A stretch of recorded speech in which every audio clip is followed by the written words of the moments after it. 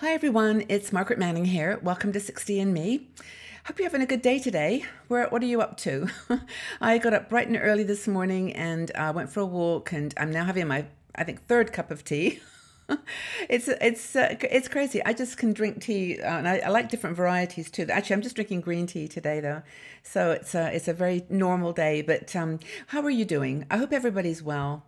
I think about you all as I sit down here to do these videos. I'm conscious that you're sitting there drinking cups of tea or getting ready for your day. Perhaps you're coming home from work. And I could just imagine all the different things that you're going through. Some people with children, or maybe dealing with an illness, or dealing with a family issue, or traveling, or coming back from travel, or planning travel, or any number of things that could be on your mind. And I really do value you, and I appreciate you being here. So thank you so much. Now, our sponsor for today's show is International Living. Now, International Living helps people make decisions about retiring abroad. They have people on the ground in countries around the world, and they look at the different aspects of relocation, and they offer a global retirement index. It's an online document that you can ask them to send to you. They send you the link, and it compares 25 or 24 different countries that you might want to consider if you're going to retire abroad. And it's not just retiring abroad like permanently. It could be just for a few months, or just temporarily, or full time. So thank you anyway to International Living. Now, the topic today. Okay, so they say that the eyes are the window to your soul. You look in someone's eyes and you can see, you just see their true nature. You can just see something about them that's true. And the eyes, however, go the other way. They see things. They look out into the world. And the topic that I wanted to chat about today was the way that we perceive our external world. And what we put into our eyes is as important as how we reflect out.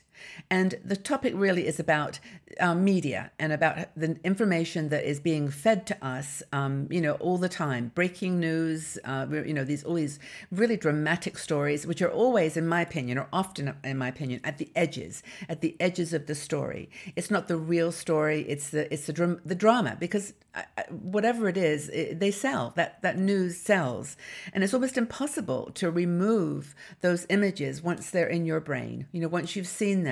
So if you go to news channels where there's a dramatic approach to news, you're constantly, in my opinion, agitated by what's going on in the world. And so it's really challenging to sort of sort that out. Now, did you know that the average person in the States, United States, watches 4 to 5 hours of television every day? 4 to 5 hours of television every day. And of course, you get to choose whether that's news or whether it's a funny show or whatever. You can choose good shows that are uplifting and positive too.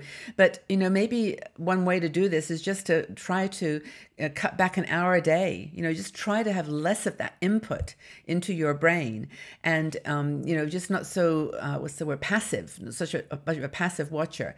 Now, I know that a lot of people do have very strong views about news and about different political issues or religious issues, and I appreciate that that's a concern to everybody. But I would really like to have the conversation that we're having now, not about politics or about things that are super provocative and divisive. That's going to carry on if you watch TV 5 minutes a day or 5 hours a day. You're going to hear something that upsets you. So if we can just keep it calm and not overly provocative on that front, I'd really appreciate it. I think this is just a bigger topic.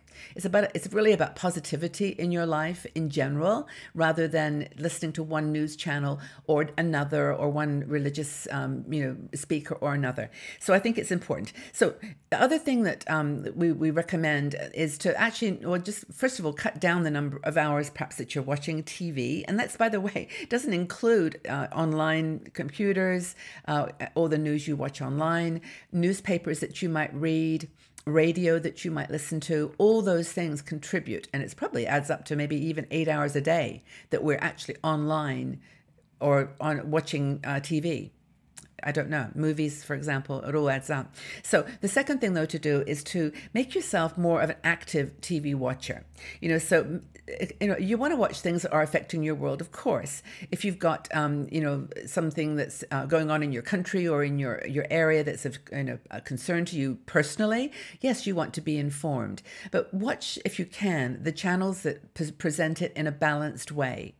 Now, I actually watch France 24, which is a French channel, and for some reason, well, when it comes to French news, they can be a little bit, well, they have to put both sides. But when it comes to just global news, for me, I watch it and I get both sides. I feel balanced.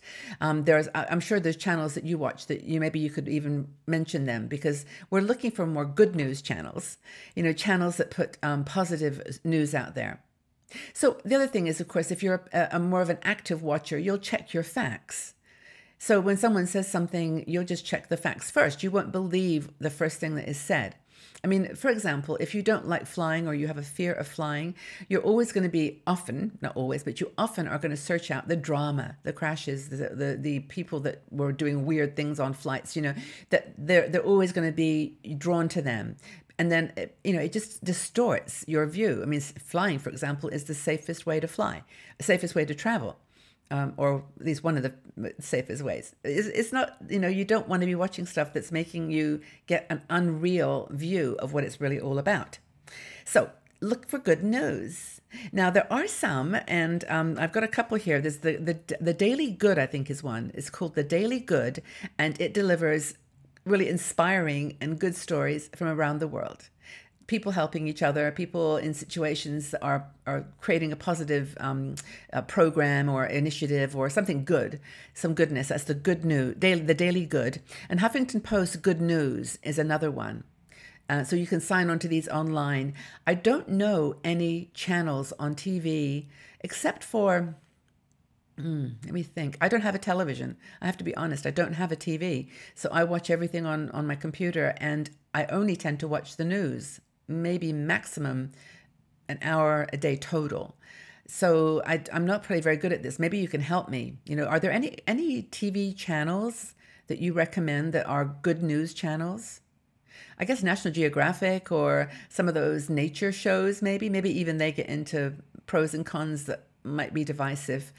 Climate change versus not climate change. Everything has got 2 points of view, hasn't it? I mean, everything's got 10 points of view. So even a good news channel could be not divisive necessarily, but not your thing. So do you have any tips on how to make your life more positive by the things that your eyes take in? And maybe spend more time outside, in the real world, looking at real people. I used to love going to airports. Well, I still do, and train stations, because I used to love watching people greeting each other. Do you remember in that movie, Love Actually? It starts at the beginning with people at Heathrow Airport coming and just hugging each other, and kids jumping in their daddy's arms, and it was just so sweet.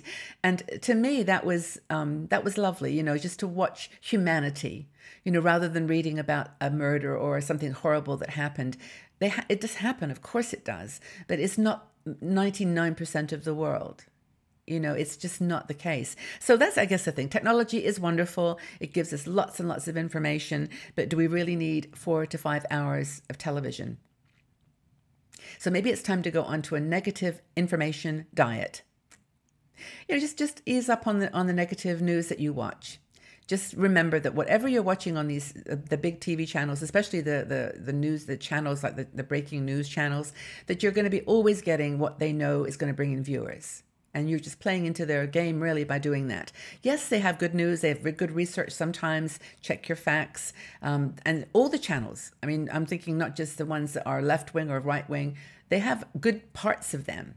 And I don't say don't watch them. Just be an intelligent, not passive, active viewer. That's just my opinion. I'm not instructing you to do anything. You watch whatever you like, seriously. But just, I'd love to just know, though, what do you feel that you watch too much, news or too little news? I mean, what do you feel? Do you have a good balance? I just would like to know if you know of any good news channels, any channels online or on the real TV channels, networks that are good news channels that you love. Maybe a shopping channel. They're just trying to sell you stuff, but they're at least positive about everything they're trying to sell. Maybe that's one example. But anyway, please leave your comments in the section below, and I would love to ask you again to please do not start any political discussions here. We're not talking about people or what they're doing or what party they're leading or anything. And we have a very much a zero tolerance program. Strategy when it comes to that. So I hope you'll understand that. I really want a conversation about good news. I want to know what positive things you watch and whether you think there are some channels we should know about and how you find your news. But thanks everybody for being here. Thanks for listening. Hope it was a useful conversation. And let's keep a balanced, happy, positive response here. And I look forward to speaking with you all again soon. Take care. Bye for now.